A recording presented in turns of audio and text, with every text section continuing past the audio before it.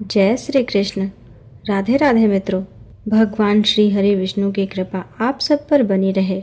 आज के इस वीडियो में आप श्रीमद् भागवत गीता के 15वें अध्याय का महात्म्य सहित श्रवण करेंगे। श्री महादेव जी कहते हैं, पार्वती अब गीता के 15वें अध्याय का महात्म्य सुनो।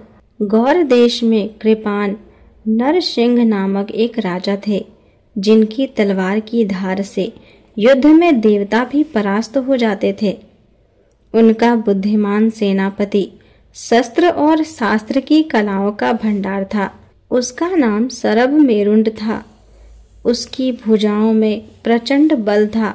एक समय उस पापी ने राजकुमारों सहित महाराज का वध करके स्वयं ही राज्य करने का विचार किया। इस निश्चय के कुछ ही दिनों बाद वह हैजे का शिकार होकर मर गया। थोड़े समय में वह पाप आत्मा अपने पूर्व कर्म के कारण सिंधु देश में एक तेजस्वी घोड़ा हुआ। उसका पेट सटा हुआ था। घोड़े के लक्षणों का ठीक ठाक ज्ञान रखने वाले किसी वैश्य के पुत्र ने बहुत सा मूल्य देकर उस अश्व को खरीद लिया और यत्न के साथ उसे राजधानी तक ले आया। वैश्य कुमार वह अश्व राजा को देने के लिए लाया था। यद्यपि राजा उस वैश्य कुमार से परिचित थे, तथापि द्वारपाल ने आकर उसके आगमन की सूचना दी। राजा ने पूछा, किस लिए आए हो? तब उसने स्पष्ट शब्दों में उत्तर दिया, देव, सिंधु देश में एक उत्तम लक्षणों से संपन्न अश्व था, जिसे तीनों लोकों का एक रत्न समझकर मैंने बहुत सा मूल्य देकर खरीद लिया है। राजा ने आज्ञा दी, उस अश्व को यहाँ ले आओ। वास्तव में वह घोड़ा गुणों में उच्च श्रवा के समान था। सुंदर रूप का तो मानो घर ही था। वह घोड़ा शुभ लक्षणों का समुद्र जान पड़ता था। वैश्य घोड़ा लेकर आया और राजा ने उसे देखा।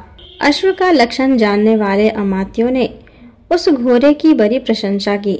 सुनकर राजा अपार आनंद में निमग्न हो गए और उन्होंने वैश्य को मुंह मांगा सुवर्ण देकर तुरंत ही उस अश्व को खरीद लिया। कुछ दिनों के बाद एक समय राजा शिकार खेलने के लिए उत्सुक हो उसी घोड़े पर चढ़कर वन में गए। वहां मृगों के पीछे इन्होंने अपना घोड़ा बढ़ाया। उनके पीछे पीछे जो सैनिक आ रहे थे, उनका साथ छूट गया। वे हिरणों के द्वारा आकृष्ट होकर बहुत दूर निकल गए। प्यास ने उन्हें व्याकुल कर दिया। तब वे घोड़े से उतरकर जल की खोज करने लगे। घोड़े को तो उन्होंने वृक्ष की डाली में बांध दिया और स्वयं एक चट्टान पर चढ़ने लगे। कुछ दूर जाने पर उन्होंने देखा कि एक पत्ते का टुकड़ा हवा से उड़कर शिलाखंड पर गिरा है। उसमें गीता के 15वें अध्याय का आधा श्लोक लिखा हुआ था। राजा उसे बांचने लगे। उनके मुख से गीता के अक्षर सुनकर घोड़ा तुरंत गिर पड़ा और अश्व शरीर को छोड़कर तुरंत ही दिव्य विमान पर बैठकर वह स्वर्ग लोकों को चला गया। तत्पश्चात राजा ने पहाड़ पर चढ़कर एक उत्तम आश्रम देखा, जहाँ नाग केसर, केले, आम और नारियल के वृक्ष लहरा रहे थे। आश्रम के भीतर एक ब्राह्मण बैठे हुए थे, जो संसार की वासनाओं से मुक्त थे। राजा ने उन्हें प्रणाम करके बड़ी भक्ति के साथ पूछा, ब्राह्मण, मेरा अश्व जो अभी अभी स्वर्ग को चला गया है, उसमें क्या कारण है? राजा की बात सुनकर त्रिकालदर्शी मंत्रवेता एवं महापुरुषों में श्रेष्ठ विष्णु शर्मा नामक ब्राह्मण ने कहा, राजन, पूर्व काल में तुम्हारे यहाँ जो सरभ मेरुंड नामक सेनापति था, वह तुम्हें पुत्रों सहित मारकर स्वयं राज्य हड़प लेने को तैयार था। इसी बीच में हैजे का शिकार होकर वह मृत्यु को प्राप्त हो गया। उसके बाद वह उसी पाप से घोरा हुआ था। यहाँ कहीं गीता के 15वें अध्याय का आधा श्लोक लिखा मिल गया था। उसे ही तुम बांचने लगे। उसी को तुम्हारे मुख से सुनकर वह अश्व स्वर्ग को प्राप्त हुआ है। तदंतर राजा के पार्श्ववर्ती सैनिक उन्हें ढूंढते हुए वहां आ पहुंचे। उन सब के साथ ब्राह्मण को प्रणाम करके राजा प्रसन्नता पूर्वक वहां से चले और गीता के 15वें अध्याय के श्लोक अक्षरों से अंकित उसी पत्र को बाँच बाँच कर प्रसन्न होने लगे। उनके नेत्र हर्ष से खिल उठे थे। घर आकर उन्होंने मंत्रवेता मंत्रियों के साथ अपने पुत्र सिंह बल को राज सिंहासन पर अभिषिक्त किया और स्वयं 15वें अध्याय के जप से विशुद्ध चित्त होकर मोक्ष को प्राप्त कर लिया। अब श्रीमद् भागवत गीता के 15वें अध्याय का श्रवण कीजिए। ओम परमात्मने नमः। श्री कृष्ण भगवान बोले, हे अर्जुन, आदि पुरुष परमेश्वर रूप मूल वाले और ब्रह्मा रूप मुख्य शाखा वाले जिस संसार रूप पीपल के वृक्ष को अविनाशी कहते हैं तथा जिसके वेद पत्ते कहे गए हैं, उस संसार रूप वृक्ष को जो पुरुष मूल सहित तत्व से जानता है, वह वेद के तात्पर्य को जानने वाला है। हे अर्जुन, उस संसार वृक्ष की तीनों गुण रूप जल के द्वारा बढ़ी हुई एवं विषय भोग रूप कोपलों वाली देव, मनुष्य और निर्यक आदि योनि रूप शाखाएं नीचे और ऊपर सर्वत्र फैली हुई हैं तथा मनुष्य योनि में कर्मों के अनुसार बांधने वाली अहंता, ममता और वासना रूप जरे भी नीचे और ऊपर सभी लोकों में व्याप्त हो रही हैं। परंतु इस संसार वृक्ष का स्वरूप जैसा कहा गया है वैसा यहाँ विचार काल में नहीं पाया जाता है, क्योंकि न तो इसका आदि है और न अंत है तथा न अच्छी प्रकार से स्थिति ही है।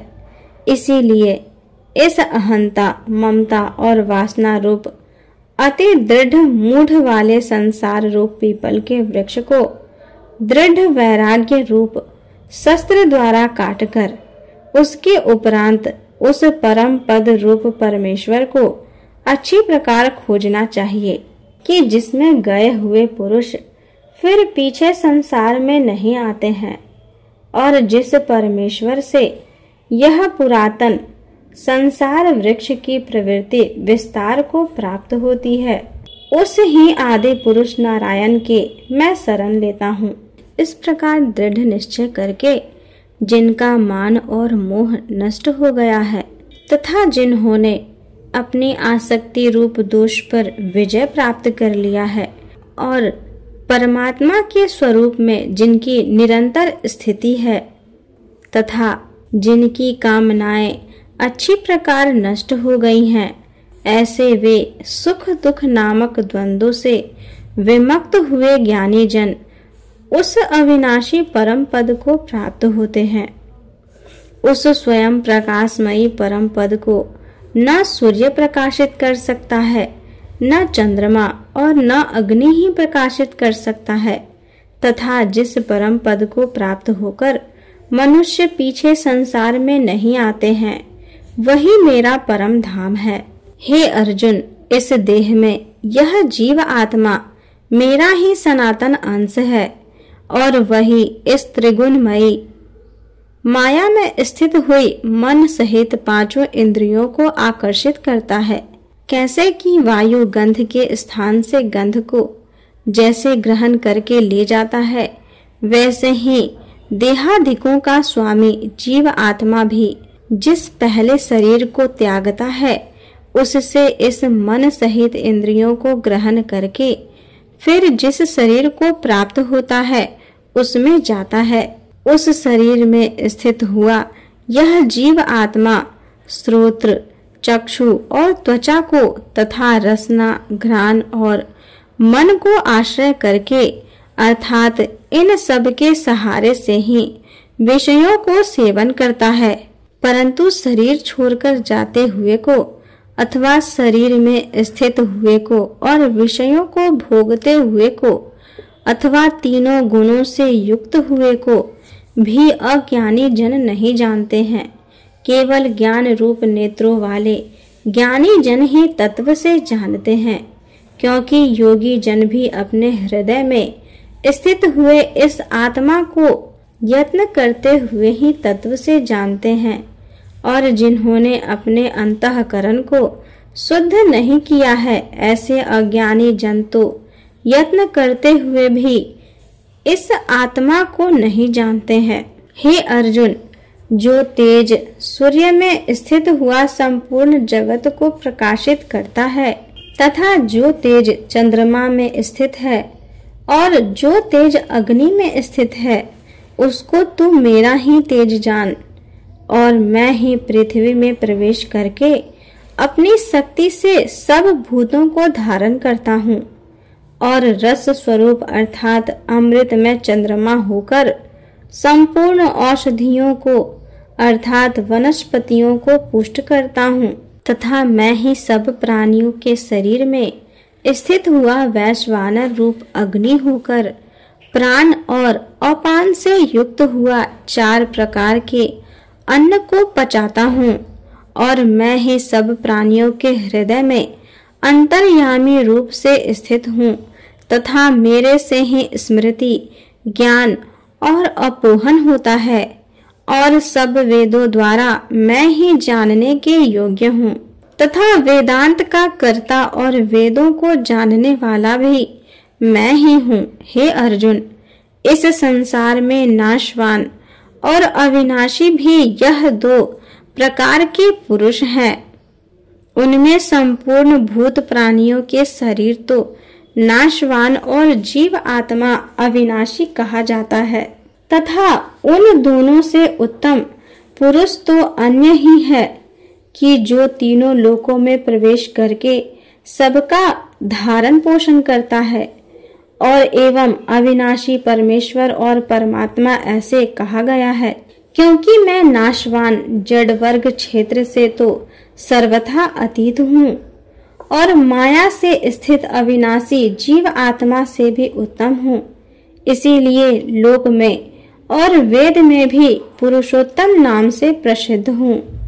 हे भारत, इस प्रकार तत्व से जो ज्ञानी पुरुष मेरे को पुरुषोत्तम जानता है, वह सर्वत्र पुरुष सब प्रकार से निरंतर मुझ वासुदेव परमेश्वर को ही भजता है। हे निष्पाप अर्जुन, ऐसे यह अति रहस्य युक्त गोपनीय शास्त्र मेरे द्वारा कहा गया। इसको तत्व से जानकर मनुष्य ज्ञानवान और कृतार्थ हो जाता है, अर्थात उसको और कुछ भी करना शेष नहीं रह जाता। इस प्रकार श्रीमद् भागवत गीता में पुरुषोत्तम योग नामक 15वां अध्याय संपूर्ण हुआ। इस अध्याय में भगवान ने अपना परम गोपनीय प्रभाव भली प्रकार से समझाया है। जो मनुष्य उक्त प्रकार से भगवान को सर्वोत्तम समझ लेता है, फिर उसका मन एक क्षण भी भगवान के चिंतन का त्याग नहीं कर सकता, क्योंकि जिस वस्तु को मनुष्य उत्तम समझता है उसी में उसका प्रेम होता है और जिसमें प्रेम होता है उसी का चिंतन होता है। अतएव सबका मुख्य कर्तव्य है कि भगवान के परम गोपनीय प्रभाव को भली प्रकार समझने के लिए नाशवान क्षणभंगुर संसार की आसक्ति का सर्वथा त्याग करके एवं परमात्मा के शरण होकर भजन और सत्संग की ही विशेष चेष्टा करे। धन्यवाद।